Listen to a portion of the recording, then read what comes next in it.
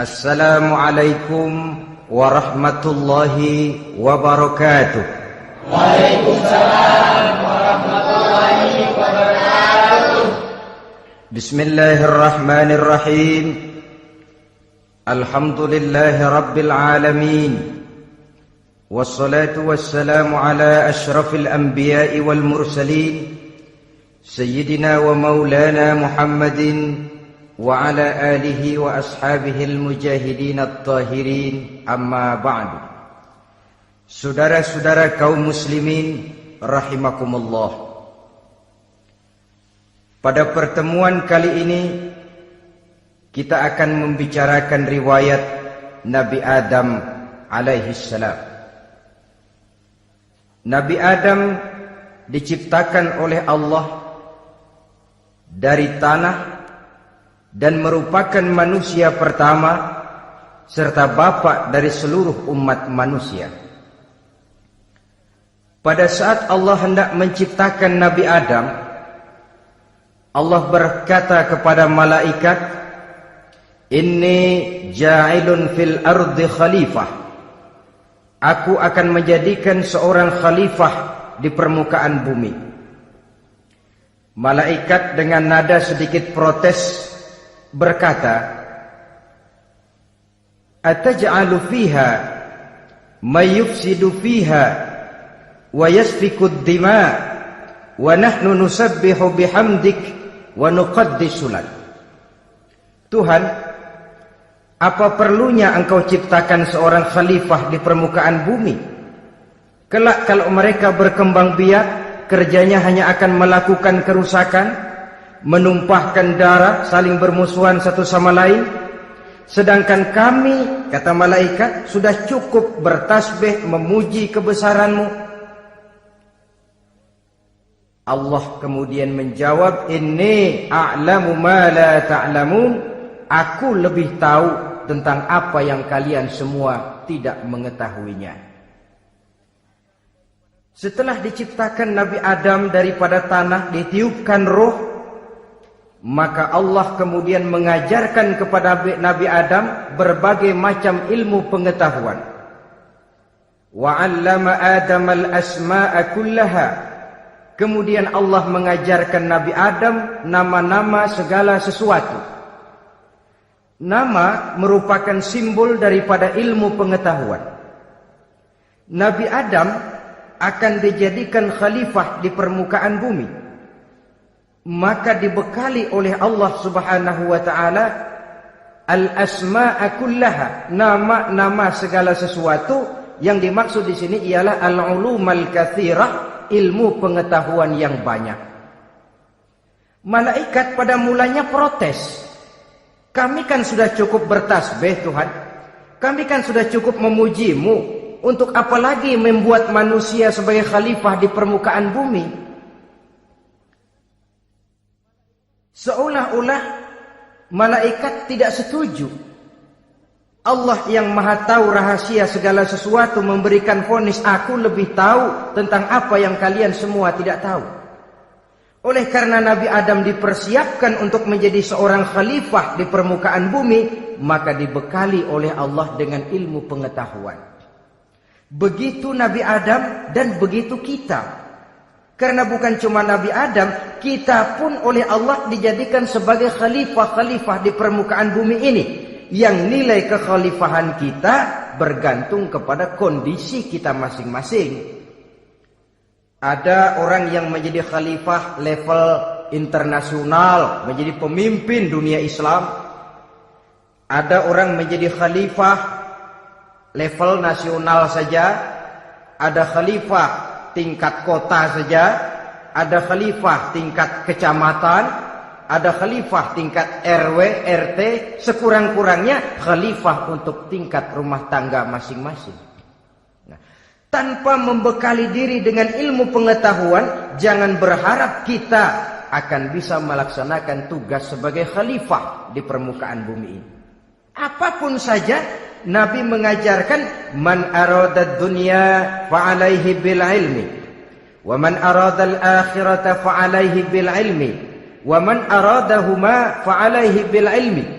siapa yang menginginkan dunia harus dengan ilmu, yang menginginkan akhirat juga harus dengan ilmu, yang menginginkan dunia akhirat juga harus dengan ilmunya. Tanpa dasar ilmu maka manusia tidak akan bisa menjalankan tugas kekhalifahan.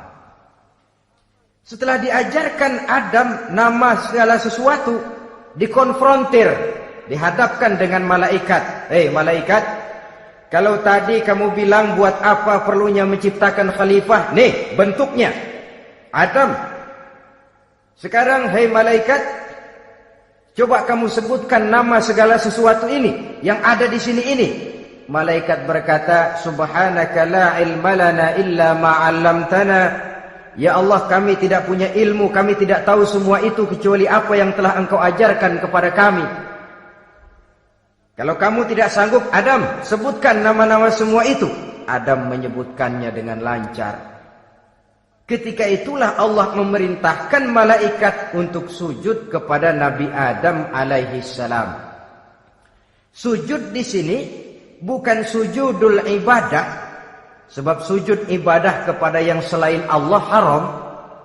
Tapi sujud di sini sujudut tawadhu i'tirafan bi fadli Adam.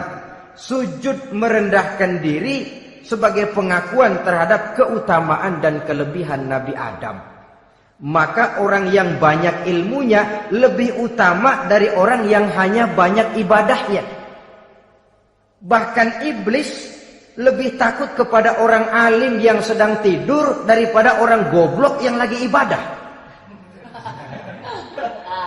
Model ini diceritakan dalam Ihya-nya Imamul Ghazali. Iblis masuk ke masjid mau menggoda orang lagi sholat. Sudah masuk di pojok masjid, dia lihat orang lagi tidur. Ngacir iblis keluar, cepat benar, pucat mukanya. Ketemu di jalan sama temannya, kenapa lari, Mas?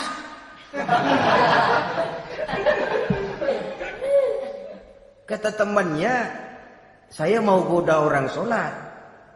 Lalu tiba-tiba di pojok masjid saya lihat ada orang lagi tidur. Saya takut betul sama itu orang. Lari saya keluar. Loh, sama yang sembahyang sampean nggak takut kok, sama yang tidur takut bagaimana? Yang tidur itu orang alim. Yang lagi sembahyang itu orang goblok. Oh, godain orang goblok, saya colek juga dia lupa sembahyang. Tapi orang alim ini saya takut betul. Lah kalau diukur dengan malaikat waktu itu Nabi Adam, ibadahnya lebih banyak malaikat, jelas. Sudah bertasbih, sudah bertahmid malaikat. Nabi Adam baru diciptakan. Tapi kenapa Allah perintah malaikat sujud kepada Adam? I'tirafan bi fadli Adam. Keutamaan Nabi Adam. Pantas untuk diserahi tugas sebagai khalifah mengatur kehidupan di muka bumi. Kalau malaikat yang jadi khalifah di dunia ini, enggak rame dunia. Coba malaikat, material, harta enggak perlu, seksual enggak perlu. Dunia ini hambar. Justru dunia ini menjadi ramai setelah manusia diberikan fungsi sebagai malaikat, sebagai khalifah oleh Allah Subhanahu wa taala. Saudara-saudara kaum muslimin rahimakumullah, setelah nyata kelebihan Nabi Adam, maka Allah perintahkan Nabi Adam tinggal di surga dengan segala kenikmatan yang ada di dalamnya. Tapi lantaran sendirian, kesepian Nabi Adam. Allah Maha Tahu, maka diciptakannya pasangannya, yaitu Siti Hawa dari tulang rusuk yang sebelah kiri. Sehingga Nabi pernah pesan begini, Istausu bin nisa fa innahunna khuliqna min dhil'in. Hati-hati kamu ngadepi perempuan. Yang tolong dengar nih yang laki-laki, yang perempuan belaga budak aja dulu lah. Hati-hati kamu ngadepi perempuan. Fa innahunna khuliqna min dhil'in, karena perempuan diciptakan dari tulang rusuk sebelah kiri. Apa watak tulang rusuk? Tulang rusuk itu kan bengkok. Perempuan tuh begitu, didiemin aja bengkok terus, dikerasin patah.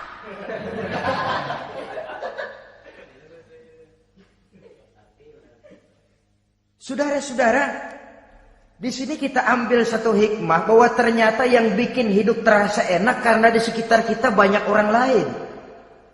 Bodoh manusia kalau dia merasa bisa hidup sendirian. Tinggal di tengah kampung tapi gayanya gaya orang tidak mau kenal dan tidak mau tahu sama tetangga. Jangankan di dunia, di sorga saja Nabi Adam karena sendiri kesepian. Apa saudara mau tinggal di Jakarta? Apa saja di Jakarta, sudahlah milik saudara. Hotel Indonesia dikasih saudara, Hotel Borobudur punya saudara, Monas buntel bawa pulang. Semanggi ambil, tapi di Jakarta saudara tinggal sendirian. Kira-kira enak nggak?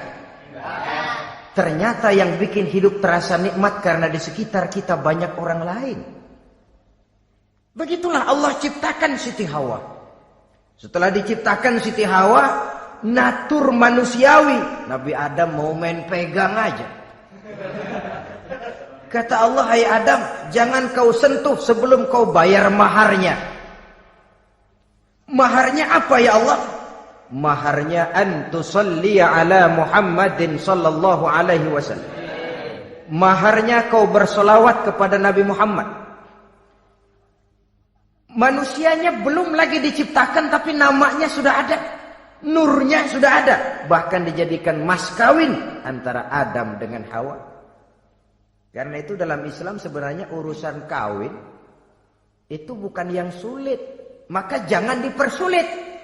Tapi juga jangan digampang-gampangin.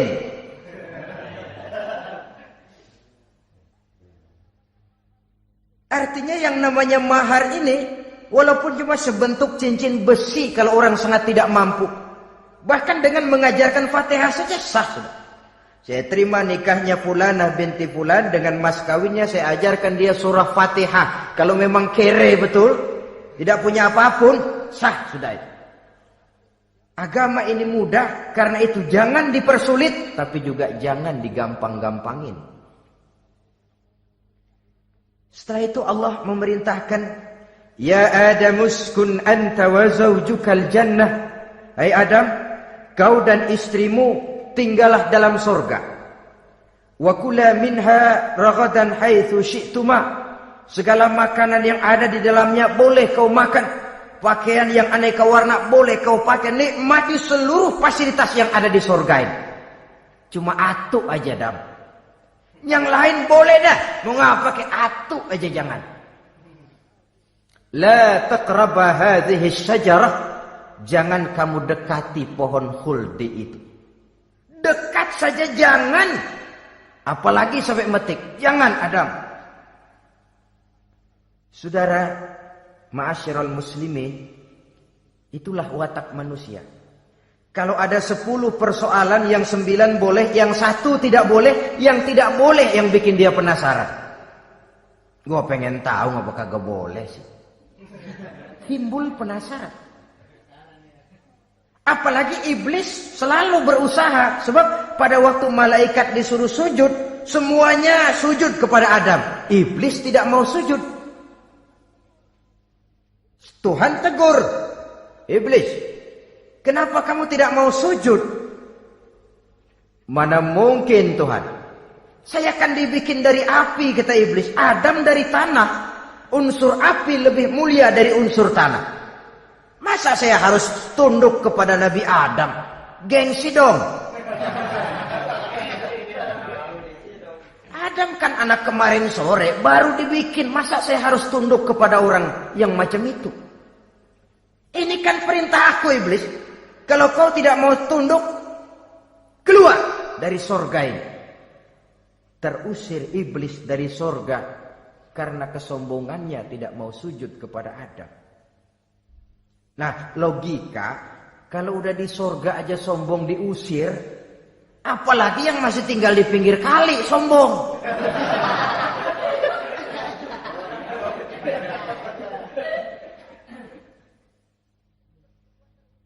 Tapi sejak peristiwa terusirnya itu, iblis bikin proklamasi. Apa proklamasi iblis? Rabbi fanzirni ila yaumi yub'asun. Ya Allah, gara-gara Adam saya diusir dari surga. Saya minta kepadamu ya Allah, beri saya kesempatan sampai hari manusia dibangkitkan. Kata Tuhan, innaka minal munzarin. Oke, silakan. Mau apa iblis? Rabbi bima aghwaytani la uzayyinanna lahum fil ardi wa la ughwiyannahum ajma'in.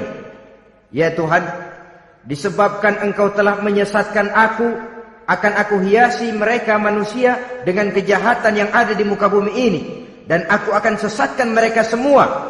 Ini proklamasi iblis. Gara-gara Adam saya terusir dari surga, maka sejak saat ini Adam dan seluruh keturunannya musuh bebuyutan saya. Akan saya lakukan segala macam cara untuk menggelincirkan manusia agar mereka menjadi orang yang engkau murkai ya Allah. Kemudian Allah memberikan jawaban. Dialog ini saudara bisa lihat dalam surah Al-Hijr ayat 40, 41 sampai 44. Kata Allah apa?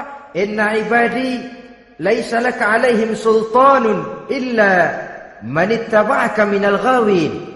Silahkan iblis. Yang lain barangkali bisa kau goda.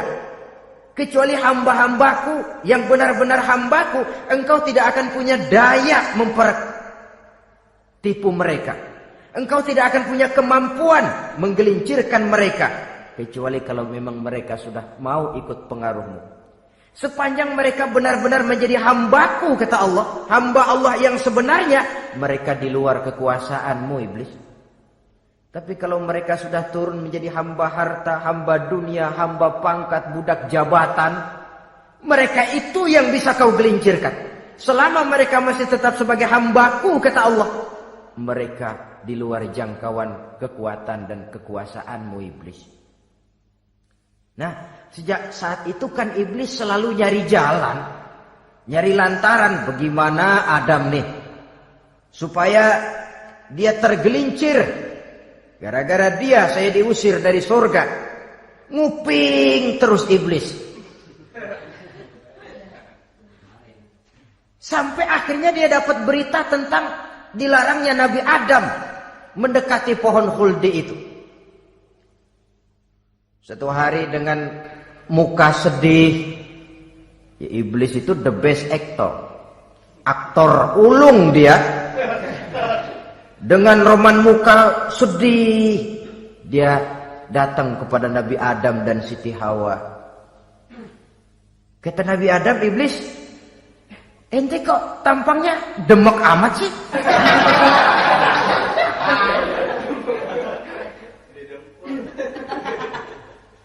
Kenapa begitu sedih? Adam, saya sebenarnya tidak ada yang bikin saya sedih. Cuma saya dapat berita bahwa engkau tidak akan selamanya di dalam surga ini. Wah Adam, kalau engkau bisa tetap tinggal di surga bersama istrimu, alangkah bahagianya saya, kata iblis. Tapi saya dapat kabar ente nggak bakalan lama-lama di surga. Buktinya ente dilarang makan buah khuldi. Khuldun artinya kekal. Kalau kau makan buah itu kau akan kekal di surga Adam. Tuhan nggak pengen, makanya dilarang. Wa qasamahuma inni lakuma laminan nasihin. Untuk memperkuat omongannya, sumpah si iblis. Bener Dam, saya sih ngomong cuma buat kepentingan ente. Saya sayang sama ente. Yang tahu cuma saya dah. Bicaranya seolah-olah untuk kepentingan Nabi Adam. Sebenarnya tujuannya tidak lebih menjerumuskan Nabi Adam. Begitu iblis zaman dulu, zaman Adam, dan begitu iblis zaman sekarang. Seolah-olah bicaranya untuk kepentingan umat Islam, tapi sebenarnya tujuannya ngelecehin, memperdayakan umat Islam. Dia bilang kepada Adam, saya sih cuma ngasih saran Adam, kalau ente pengen selamanya di surga, petik aja tuh buah, pokoknya beres dah. Itu si Tuhan ngelarang, bohongin doang lo. supaya kau dan istrimu tidak lama-lama di surga, maka dilarangnya kau memakan buah khuldi itu. Udah, embat aja. Saudara-saudara, tipu daya iblis ini bisa kita baca dalam surah Al-A'raf ayat 20 sampai ayat 22. Nabi Adam tergoda, ditambah oleh bujuk rayu Siti Hawa. Nabi Adam yang setengah hati itu akhirnya terpancing betul. Sebab itu perempuan, walaupun peranannya tidak begitu kelihatan, tapi memang sangat menentukan. Tidak ada seorang suami bisa sukses jadi apapun dia tanpa peran serta istrinya. Karena itu sebagai muslim, kita punya teman hidup dan kita punya lawan hidup. Siapa teman hidup kita? Dalam arti sempit, teman hidup kita istri. Kalau dia istri tentu suami yang taat kepada Allah dan Rasulnya. Dalam arti luas, teman hidup kita ialah setiap muslim. Setiap orang yang pandangan hidupnya sama dengan kita. Itu teman hidup. Lalu lawan hidup kita siapa? Lawan hidup kita secara mutlak iblis dalam segala bentuknya. Iblis yang berbentuk halus, ini ngusirnya ada lebih gampang. Konon ya, iblis setan itu kalau dengar orang azan kan lari. Takut dia, dibacakan bismillah, minggir. Yang sulit diusir ini iblis yang berbentuk manusia. Diazanin nyengir.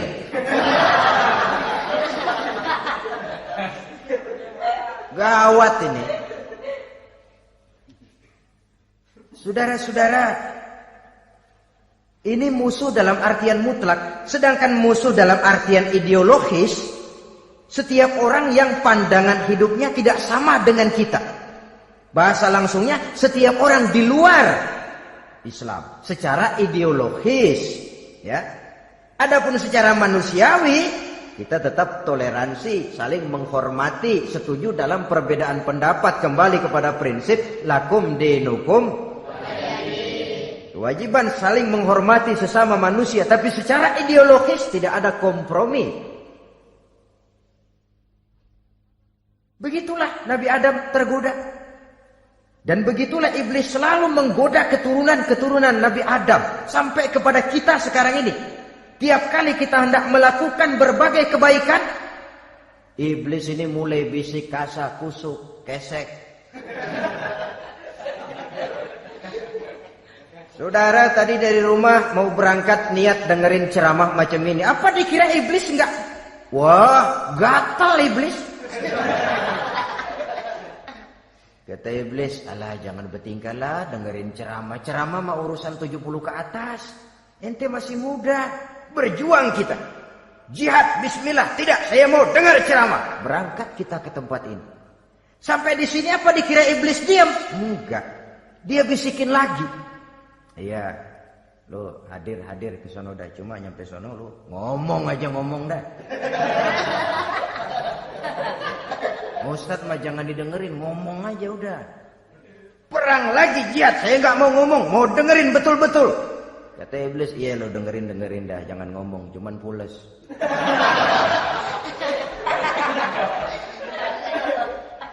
Segala macam cara dilakukan oleh iblis untuk menggelincirkan manusia. Ketika Nabi Adam mengambil buah khuldi itu, datanglah murka Allah. Adam, seolah-olah kalau bahasa kita, kelewatan kamu Adam. Dari belum ada aku ciptakan kau.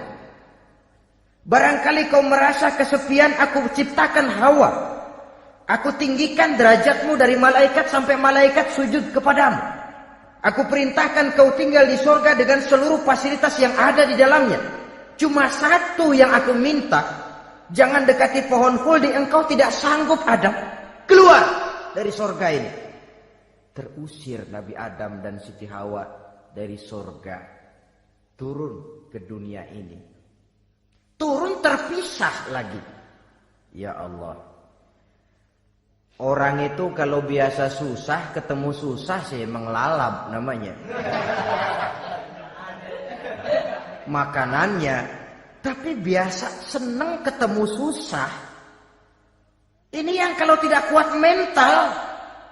Tengoklah zaman sekarang kan nih, kalau tuan-tuan rajin baca pos kotak, kayaknya nyawa murah bener. Pasal duit 100, nyawa hilang. Pasal diputusin pacar, begon di tengah. Gantung diri pakai tali plastik. Murah betul kelihatannya jiwa itu. Sehingga pantas kalau Nabi pernah katakan irhamu salasatan minan nas, sayangilah 3 macam manusia. Pertama, azizan zalla, orang mulia yang jatuh hina. Pejabat tinggi kalau pensiun kesian bener. Ya Allah, udah nggak ada yang ngasih hormat, tanda tangan nggak laku. Azizan zalla, orang mulia yang jatuh hina. Yang kedua, ghaniyan qad iftaqara, orang kaya jatuh miskin. Dari hidup serba ada jatuh melarat. Yang ketiga, faqihan yal'abu bihil juhal, ahli fikih ngerti hukum tapi dipermainkan oleh orang-orang bodoh yang kebetulan punya kekuasaan. Kalau keluar fatwa sesuai dengan pesan sponsor, yang halal bisa jadi haram, yang haram dibikin remeng-remeng. Ahli fikih dipermainkan oleh orang bodoh, kasihan betul. Terpisah Adam dengan Hawa ini. Adapun Nabi Adam turun menyesal dengan seluruh kesalahannya, sujud, taubat, menangis. Menurut riwayat 300 tahun beliau sujud seraya membaca Rabbana zalamna anfusana wa illam taghfir lana wa tarhamna lanakunanna minal khasirin. Ini doanya Nabi Adam, ya Allah, kami telah zalim kepada diri kami sendiri. Andai kata Engkau tidak kasihan, tidak memberikan ampun kepada dosa yang kami lakukan, sungguh kami termasuk ke dalam golongan orang-orang yang rugi. Ini yang dibaca Nabi Adam dalam taubatnya.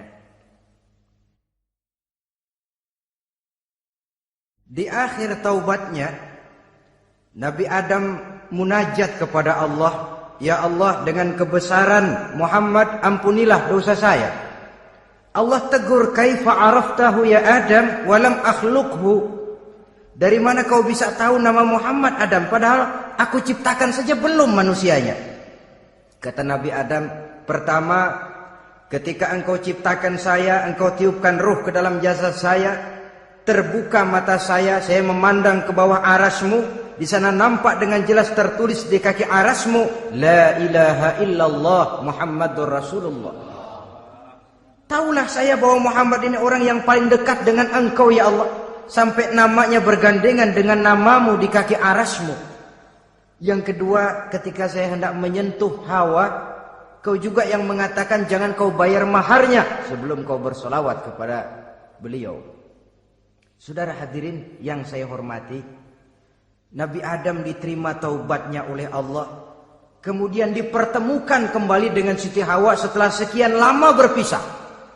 Pertemuan itu terjadi di satu dataran luas, di satu padang yang luas, yang sampai sekarang dinamakan dengan Padang Arafat. Tempat para ibadah haji melakukan wukuf, yaitu puncak pelaksanaan ibadah haji. Dan pertemuan itu sendiri terjadi di atas sebuah bukit kecil yang diabadikan dengan nama Jabal Rahmah di kawasan Arafat itu. Di atas Jabal Rahmah itu ada satu monumen kecil untuk mengabadikan pertemuan Nabi Adam dengan Siti Hawa. Lalu tinggallah keduanya di permukaan bumi ini. Oleh Allah diberikan karunia keturunan yang banyak. Dan tiap kali lahir kembar. Kembarnya laki perempuan, laki perempuan, laki perempuan. Dari sinilah berkembang biak manusia, di mana di zaman Nabi Adam perkawinannya silang. Karena tentu tidak ada manusia lain. Perkawinan silang itu artinya kalau si A dan B, A ini laki, B perempuan, kemudian lahir kembar kedua antara C dengan D, maka begitulah yang A dikawinkan dengan D, yang C dikawinkan dengan B. Perkawinan silang. Tidak boleh perkawinan yang kembar sama waktu dilahirkan. Nah, di antara putra-putra Nabi Adam yang kemudian juga membuat sejarah, yaitu Habil dan Qabil. Habil, saudara kembarnya namanya Labuda, perempuan. Qabil, saudara perempuannya Iklimah. Menurut hukum perkawinan waktu itu harus silang. Habil harus kawin dengan Iklimah dan Qabil harus kawin dengan Labuda. Tapi Qabil protes. Dia kepengen kawin dengan saudara kembarnya sendiri. Dalam arti yang sama-sama dilahirkan dengan dia, yaitu Iklimah. Kenapa? Karena kebetulan rupa Iklimah ini lebih cantik daripada Labuda.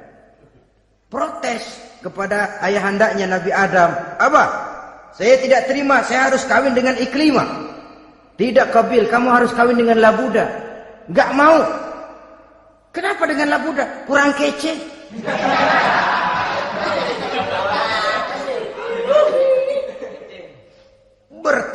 Bertengkar, Nabi Adam tidak berhasil menyelesaikan, lalu diserahkan saja kepada Allah. Kata Allah begini saja, bikin korban. Kamu berdua, Habil, Qabil. Siapa yang korbannya aku terima, dia boleh kawin sama Iklimah.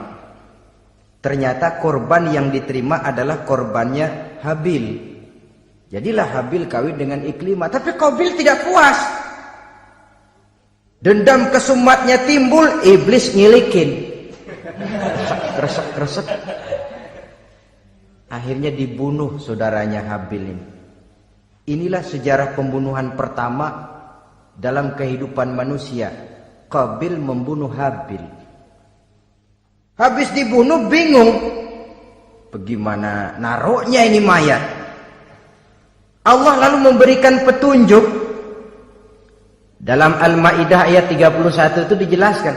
Ada burung gagak berantem sama burung. Yang satu mati.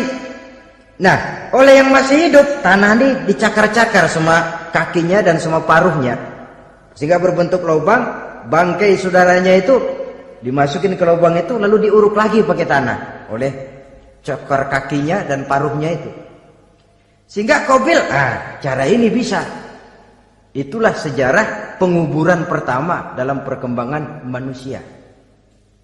Oleh karena itu,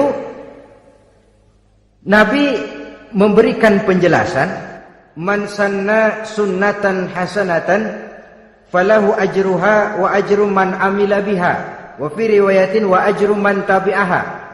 Siapa orang yang melakukan satu kebajikan, dia akan mendapat pahala dan pahala dari orang-orang yang mengikuti kebaikannya.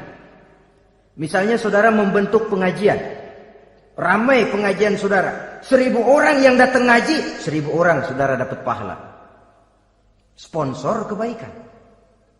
Sebaliknya, wa man sanna sunnatan sayyi'atan falahu ismuha wa ismu man amila biha, ay wa ismu man tabi'aha. Siapa yang memulai suatu kejahatan, dia akan mendapat dosa dan dosa dari orang-orang yang melakukan atau mengikuti kejahatannya. Umpamanya saudara mengadakan pesta. Lalu dalam pesta itu terjadi segala macam maksiat, maka seluruh maksiat yang terjadi malam itu di tempat itu, saudara ikut dapat dosanya. Kenapa? Sponsor.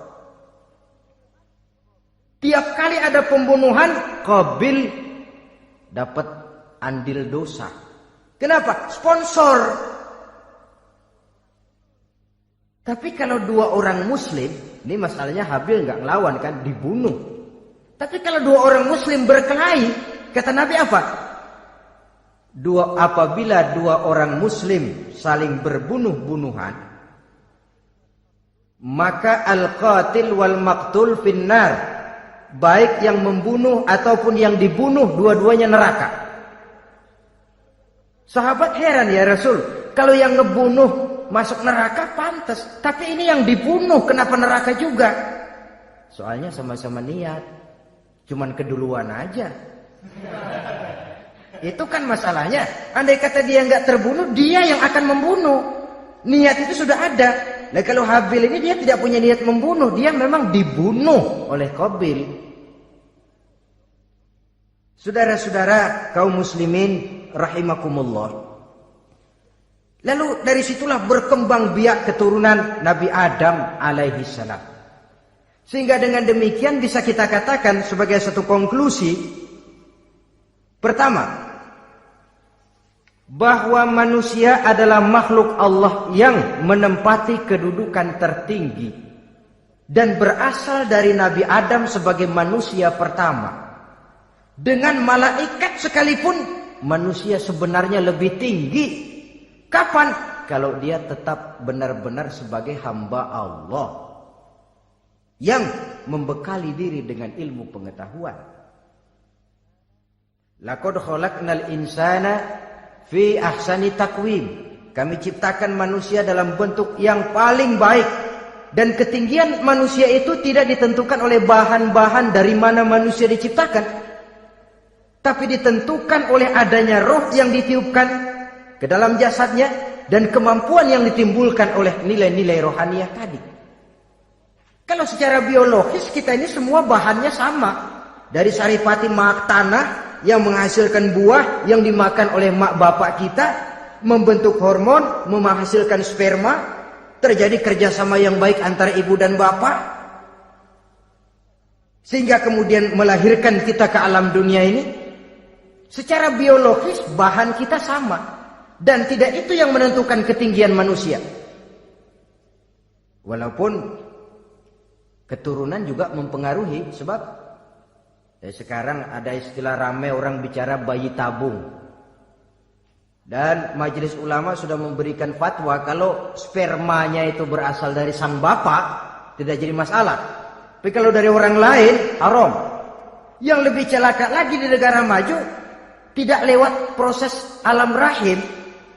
Jadi dalam satu tabung yang diberikan suhu yang mirip dalam kandungan, di situ dipertemukan antara sperma, air mani laki-laki, dengan ovum, air mani perempuan.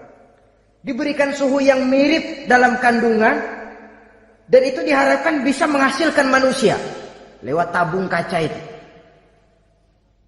Saya tidak sanggup bayangkan kalau sekarang orang tanya usul asal-usul kita, kan kita masih enak jawab. Kamu anak siapa? Oh, bapak saya Fulan, ibu saya Fulana. Oh, kenal saya. Tapi manusia yang akan datang kalau proyek ini berhasil, bapakmu siapa? Enggak tahu, saya dulu keluar dari tabung, Pak. Rendah betul martabat manusia. Sama saja dengan ada perempuan pernah protes, Pak, Islam itu enggak adil katanya. Kenapa? Masa dalam Islam laki-laki boleh kawin lebih dari satu, tapi perempuan enggak boleh kawin lebih dari satu? Supaya sama-sama adil, boleh dong perempuan punya laki lebih dari satu. Saya bilang justru disitulah Islam itu hendak menjaga martabat manusia. Kalau seorang suami punya istri empat-empatnya lalu hamil, bapaknya jelas. Tapi kalau perempuan satu punya suami 4 lalu hamil, bapaknya yang mana ya?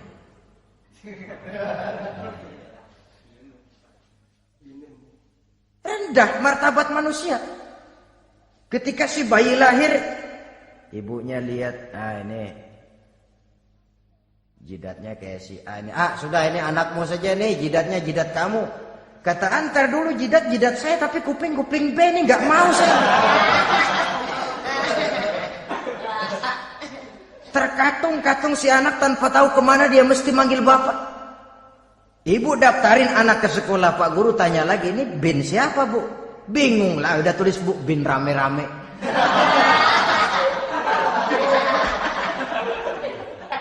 Kan rusak martabat manusia kalau sudah begitu. Justru Islam ini menjaga ketinggian martabat manusia.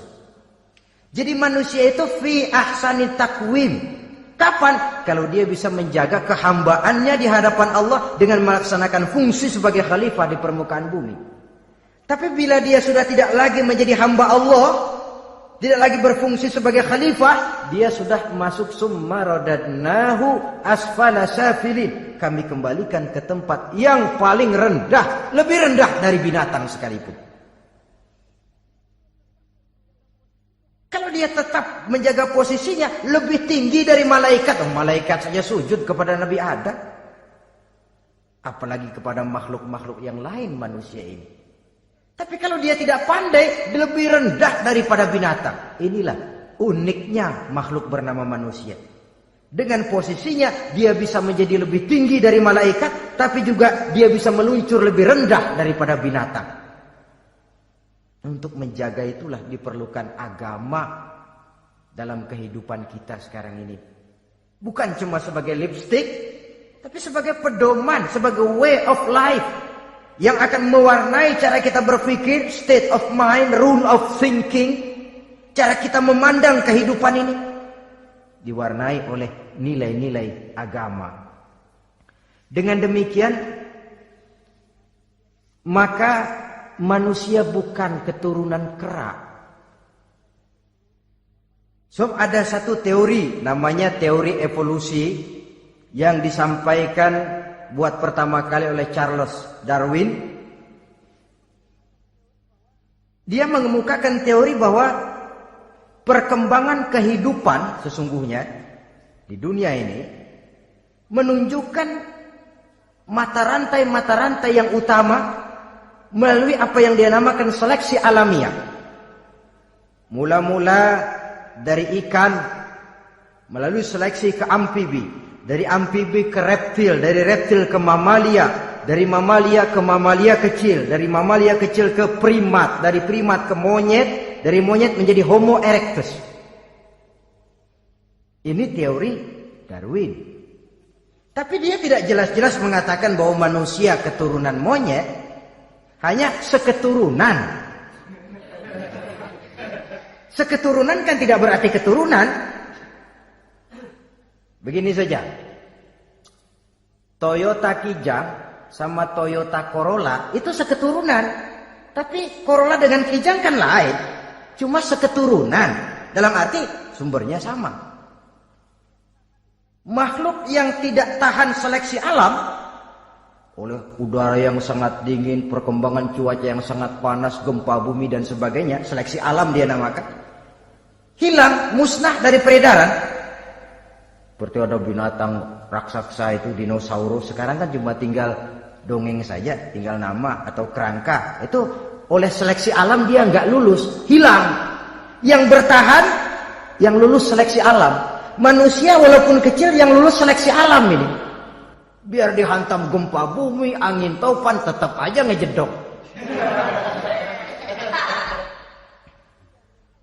Nah, teori Darwin ini, teori evolusi ini didukung dan dibuktikan oleh peninggalan fosil atau binatang dan tumbuhan yang hidup dan mati selama perkembangannya.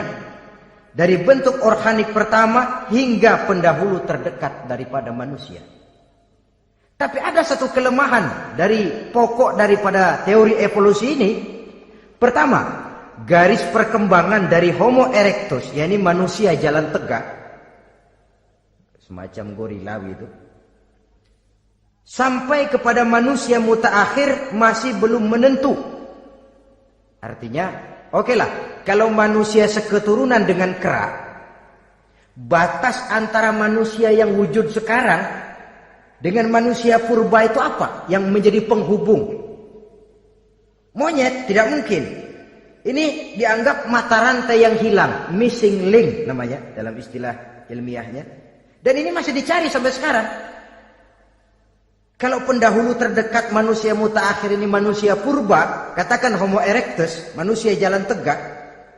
Lalu generasi sudah itu sebelum berbentuk manusia apa? Ternyata sampai sekarang masih ada missing link, mata rantai yang hilang. Lalu yang kedua, teori evolusi berhenti kepada manusia mutaakhir. Kalau memang kita manusia sekarang ini hasil evolusi, tentu kita akan terus berevolusi lagi. Dan akan jadi apa kita nanti? Ternyata sudah ribuan tahun manusia tetap manusia begini-begini aja. Tidak berevolusi kita ini. Apa lalu matanya jadi cuma satu di tengah?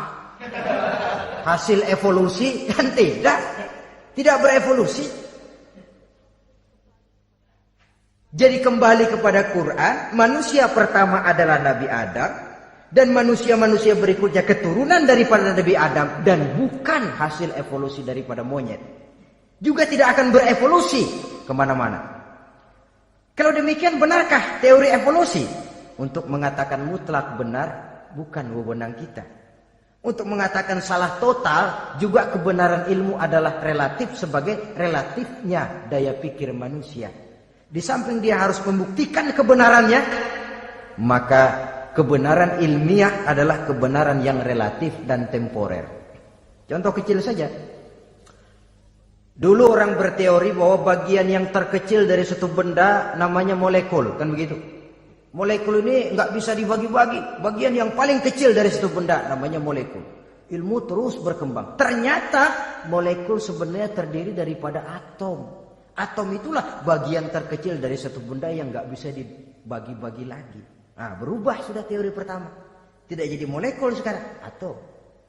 Belakangan rupanya atom masih tersusun dari partikel-partikel. Partikel inilah bagian yang terkecil dari satu benda. Berubah lagi sudah. Dan tidak mustahil akan ada penemuan bahwa partikel pun masih bisa dibagi-bagi lagi. Begitu juga dengan teori evolusi ini. Sehingga beberapa ahli semacam Dr. Charles Oxnard, Dr. Jane Paul Hallett dari Chicago dan California, mereka sudah membantah teori evolusi ini. Namun masalah paling pokok dari kita ialah kita diciptakan oleh Allah berasal dari Nabi Adam alaihi salam. Nabi Adam diciptakan dari tanah. Dan kita bukan hasil dari evolusi, juga tidak akan berevolusi. Nah, lalu kepada makhluk bernama manusia diberikan fungsi sebagai khalifah di permukaan bumi ini. Ini yang dulunya malaikat protes. Sebagai khalifah, tugas kita apa? Khalifah Allah di muka bumi. Menerjemahkan sifat Allah sesuai dengan batas-batas kemanusiaan kita. Allah Maha Pengasih. Berusahalah kita pengasih kepada makhluk sesuai dengan batasan manusiawi kita. Allah Maha Menolong. Ringan tanganlah kita menolong orang yang memerlukan sesuai dengan batas kemampuan kita. Fungsi khalifah. Untuk bisa berfungsi sebagai khalifah secara baik, kita harus mempunyai modal yang dinamakan ilmu pengetahuan. Dan Islam sangat menggalakkan itu. Jauh dulu 14 abad yang lalu, dari desa kecil yang bernama Mekah yang peta belum muat, orang di dunia belum kenal, sudah keluar seruan utlubil ilma walau bisin, tuntutlah ilmu walaupun di negeri Cina. Ngomong Cina di Mekah, padahal Mekah waktu itu belum masuk peta, belum dikenal orang. Sudah ada revolusi ilmu dan budaya. Belajar walaupun harus nyebrang ke negeri Cina. Lalu ada lagi misalnya alimu auladakumus sibahata warrimayah, kata Nabi, ajarkan anakmu renang dan lempar lembing, lempar cakram, olahraga. Satu tanda Islam agama masa depan. 14 abad yang lalu di Saudi Arabia, Nabi mengajarkan ajari anakmu berenang. Kalau Islam agama untuk orang Arab saja, mau berenang di pasir. Tapi wawasan pandangannya luas. Bahwa Arab sebagian besar memang Islam, betul. Tapi Islam bukannya Arab, itu juga jelas. Sepanjang kita masih menjadi khalifah Allah, maka sepanjang itu kita fi ahsani taqwim. Nah, sebagai khalifah Allah kita bertugas membudidayakan alam ini. Kita kadang-kadang terlalu. Ada ayat, wa ma min dabatin fil ardi illa 'alallahi rizquha. Semua yang melata di muka bumi dijamin rezekinya oleh Allah. Ayat itu betul. Hak karena datang dari Allah. Bahwa rezeki disediakan di muka bumi memang. Tapi rezeki itu tidak turun begitu saja laksana jatuhnya embun di waktu pagi. Kita harus berusaha. Dan usaha manusia mencari rezeki lain dengan ayam. Kalau ayam dari tahun atu. Nyari rezekinya tuh modalnya cuma ceker patok. Coba, dari tahun 1 ayam asal punya ceker, punya patok, sudah dapat rezeki dia. Nggak perlu masuk TK, SD, SMP. Tapi manusia cari rezeki, apalagi zaman sekarang. Persaingan hidup tajam, lapangan kerja sulit, tensi ekonomi tinggi. Masuk sekolah urusan, tamat sekolah urusan. Kadang-kadang dilema juga. Masuk perguruan tinggi negeri sulitnya setengah mati kayak onta masuk ke lubang jarum. Masuk perguruan tinggi swasta yang favorit biayanya selangit. Artinya tanpa membekali diri dengan ilmu, keahlian, skill, kemampuan, fungsi sebagai khalifah sulit untuk bisa kita laksanakan. Saudara-saudara kaum muslimin yang berbahagia. Kalau fungsi khalifah ini mampu kita laksanakan, iblis putus asa sudah. Sebagai khalifah, di satu pihak kita menyembah hanya kepada Allah, di lain pihak kita membudidayakan alam ini. Ada apa sih di perut bumi? Minyak, gas, timah, emas. Ada apa sih di lautan? Pelajari lewat oceanografi, membudidayakan alam. Air sungai supaya arusnya nggak mengalir mubazir, ada manfaatnya, bisa menimbulkan energi yang menghasilkan tenaga listrik, bisa mengairi persawahan, irigasi. Bikin apa? Bikin dam, membudidayakan alam. Tapi juga mengislamkan budidaya itu. Bahasanya mengkulturkan natur, mengislamkan kultur. Membudidayakan alam dan mengislamkan budi dan budaya manusia ini. Sehingga apapun yang kita kelola dari alam ini nantinya akan untuk menunjang tugas sebagai khalifah, sujud kepada Qadhi Rabbul Jalil. Saudara-saudara, maka bersyukur kita oleh Allah dijadikan manusia. Tidak pesan, terima beres, cantik. Dari segi biologis maupun psikologis, tidak ada makhluk secantik manusia. Dibekali dengan agama di samping akal. Sehingga agama membimbing akal agar sampai kepada kebenaran yang hakiki. Kita sebagai keturunan Nabi Adam memegang fungsi khalifah. Jadi jangan main-main loh, kita ini turunan Nabi, betul ini. Saudara-saudara yang hadir semua di depan saya ini, termasuk saya, kita gini, turunan Nabi kita ini. Nabi Adam. Jangan main-main loh, turunan Nabi gini-gini. Nabi Adam. Sayang kalau posisi yang tinggi kita tidak melaksanakan fungsi yang tinggi. Sayang betul. Sebab itu manusia harus adil kepada dirinya. Dalam arti menjaga diri dari sesuatu yang bisa menghancurkan ketinggiannya dalam pandangan Allah. Jadi kalau kita sudah lemparkan diri ke meja judi, hanyutkan diri ke tempat mabuk, hancurkan diri di tempat maksiat, itu sudah tidak adil kepada diri sendiri. Tidak bisa menjaga ketinggian yang diberikan Allah kepada kita. Dikasih baju bersih, dicemplungin di comberan, diinjek-injek lagi. Kita ini diciptakan fi ahsani taqwim. Masa mau turun berbuat seperti binatang, itu makhluk rendah? Masa mau mengikuti tipu dayanya iblis, dia sudah proklamasikan bahwa itu musuh bebuyutan kita? Innahu lakum aduwwum mubin. Setan musuhmu yang jelas dalam segala bentuknya. Saudara-saudara, nah, untuk berfungsi sebagai khalifah ini sekali lagi bekali diri dengan ilmu pengetahuan. Dan ilmu itu di zaman kita sekarang tentu kalau Nabi Adam diajari langsung oleh Allah, wa 'allama Adam al-asma'a kullaha. Lah kalau kita mau nunggu Tuhan ngajarin, geblek terus. Ya tidak mustahil Allah memberikan ilmu yang disebut ilmu laduni ya. Transfer. Langsung Allah memberikan kepada seorang hamba, membukakan pintu hatinya. Tapi bukan potongan kayak kita yang dapat ilmu laduni macam begitu. Satu contoh, menurut ceritanya, Hadratus Syekh Kiai Hasyim Asy'ari itu kan ngaji beliau kepada Kiai Khalil Bangkalan, Madura. Kiai Khalil ini wali. 2 tahun berguru di sana nggak diajarin apa-apa. Cuma kalau pagi nyari rumput.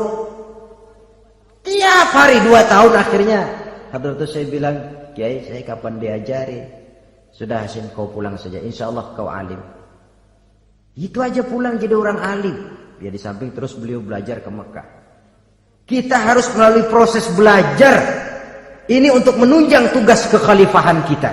Sebagai hamba Allah dan sebagai khalifah Allah di permukaan bumi. Sehingga 2 tugas ini bisa kita laksanakan dengan sebaik-baiknya. Menjaga martabat manusia sebagai makhluk yang mulia dan keturunan dari Nabi Adam alaihissalam. Saudara-saudara, ini sajalah pembicaraan kita kali ini. Terima kasih banyak atas segala perhatian. Mohon maaf atas segala kekurangan. Usikum wa nafsi bitaqwallah. Aqulu qauli hadza. Wassalamu alaikum warahmatullahi wabarakatuh.